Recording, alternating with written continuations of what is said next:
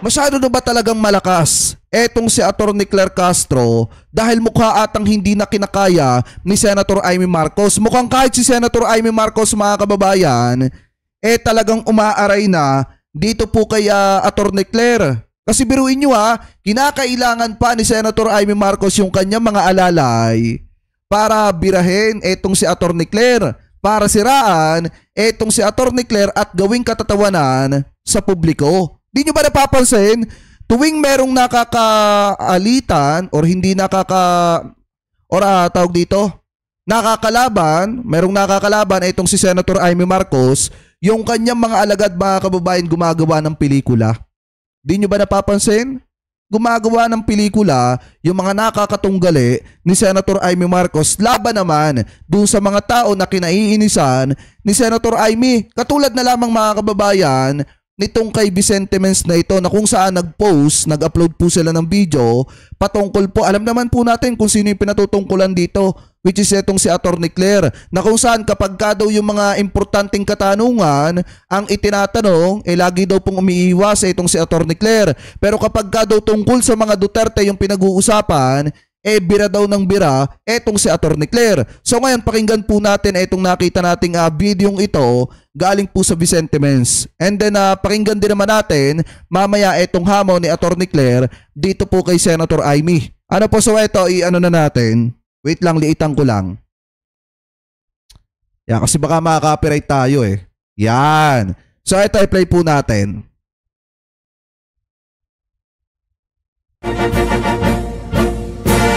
Magandang araw po sa ating lahat, lalong-lalo na sa mga OFW na hindi sumali sa Zero Remittance Week ng mga pro-Duterte.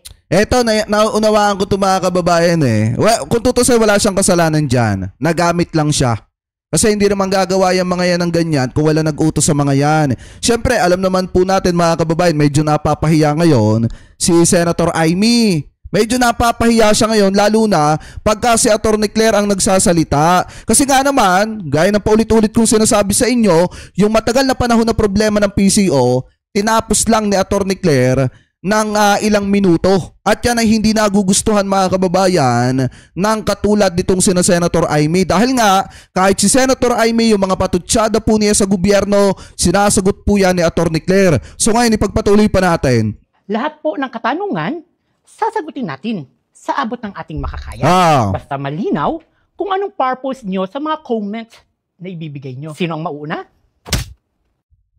Ano-ano na pong balita sa mga investments? Ano yung sabi? Depress Undersecretary? Ano-ano na pong balita sa mga investments na? Ano-ano na pong balita sa mga investments na? As far as we know, as of the moment, as we speak, next question. Ano pong reaction natin? Kita nyo mga kababayan, masyado naman kasing bias yung pelikula nyo.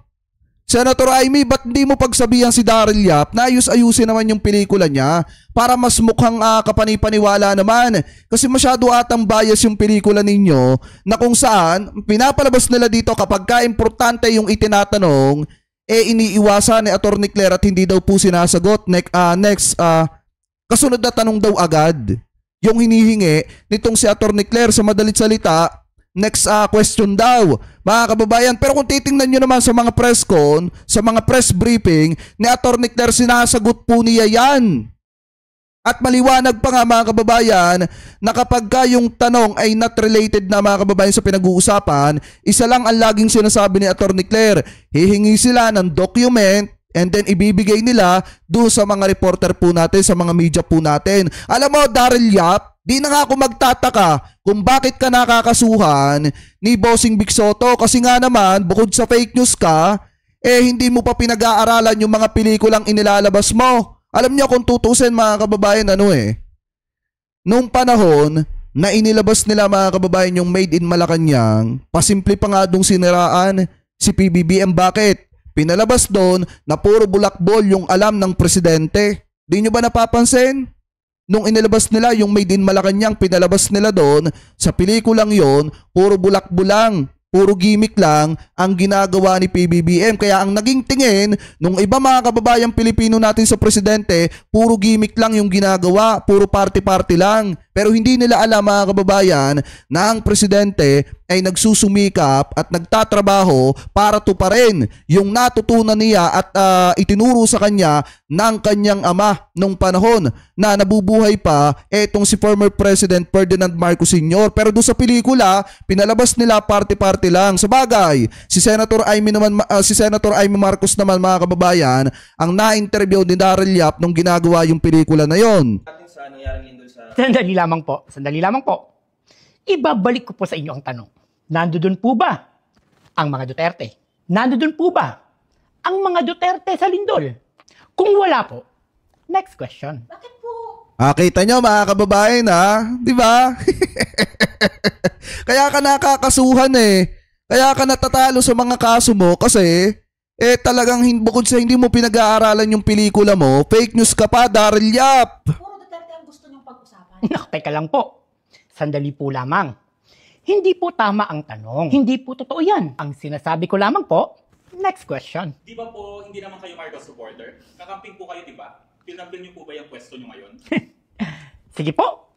Ito, tulad nung tanong na yun, mga kababayan, about do sa kakamping ketong si Atty. Claire.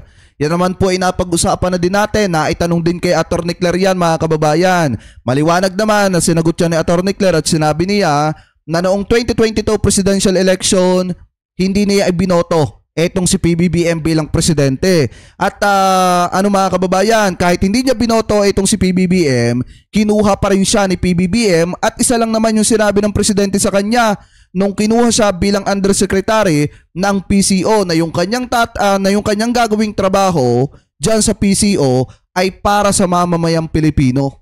Hindi naman sinabi ng presidente na para sa kanya o para protektahan ang gobyerno, kung hindi para sa mamamayang Pilipino, mga kababayan. Yan po ay sinagot ni Atty. Claire. Kaya nga mas lalo tayong bumilib kay PBBM eh. Bakit? Dahil kahit hindi siya ibinoto, kahit hindi niya naging kaalyado, binigyan niya pa rin ng posisyon sa gobyerno, mga kababayan. Kasi nga, pinanindigan ni PBBM na walang political color sa pagkuha ng mga tao na pwedeng magtrabaho sa ating gobyerno. Basta may kakayanan ka para gampanan yung trabaho mong yan, qualified ka dyan, kailangan ka ng ating bansa. Kailangan ka magtrabaho o kailangan kong kuhanin ng gobyerno dahil nga pwede ka dyan sa trabahong yan. Himayin po natin ang inyong katanungan. Marcos supporter, kakamping, feel na feel. Kayo po, tatanungin ko po kayo. May Duterte po ba dyan sa inyong tanong? Hindi po ba't wala? Kaya naman, next question. Ano po ang reaksyon sa pagkalas ng tuluyan ni Senator? Eto, take note, huwag kayo magagalit dito kay dito sa gumaganap bilang Atty. Claire. Kasi mga kababayan, matindi yung pangangailangan yan. Alam natin, mga kababayan, na nagamit lang yan. Alam natin 100% na nagamit lang yan. Senator Amy sa Alianza. Reaction. Ito. Yun po. Kita nyo, no? Wala po bang statement? Kung gusto po natin ng sagot, may kulang po sa inyong tanong.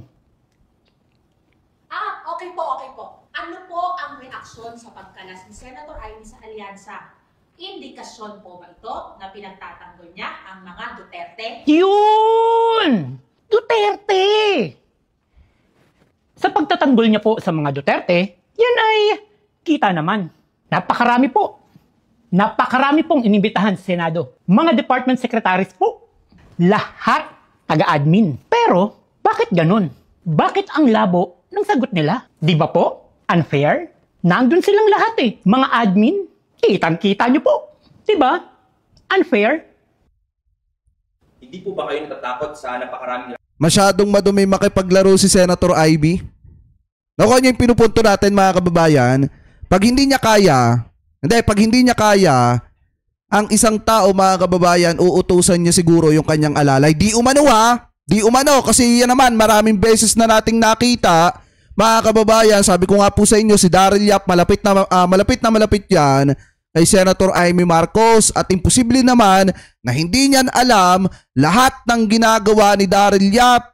Kaya nga, mga kababayan, itong pagkakataong ito, maliwanag pa sa sikat ng araw na kapag hindi kinakaya ni Senator Amy Marcos yung kanya mga nakakapalitan ng salita, yung kanya mga katunggali sa politika, syempre to the rescue, etong si Daryl Yap para birahin yung mga katunggalin ni Senator Amy Marcos sa politika. Ito na yung isang patunay, rally ng mga Pro Duterte sa birthday ni PRRD? Natatakot? Bakit naman po ako matatakot? Ako po, never po akong natakot. May narinig po ba kayong direkta na tayo po ay tinatakot? Sino po ang nananakot? May tinatakot po ba talaga? Pero never po tayong matatakot. Balitaan niyo po ako. O ayan, mga kababayan so maliwanag dito na kumikilos na yung mga doggy pups. Yung mga underdog di umano mga kababayan ni Senator Amy para para sakmalin at kagatin itong si Atty. Claire. Pero kahit anong gawin nila mga kababayan di nila kayang pabagsakin itong si Atty. Claire.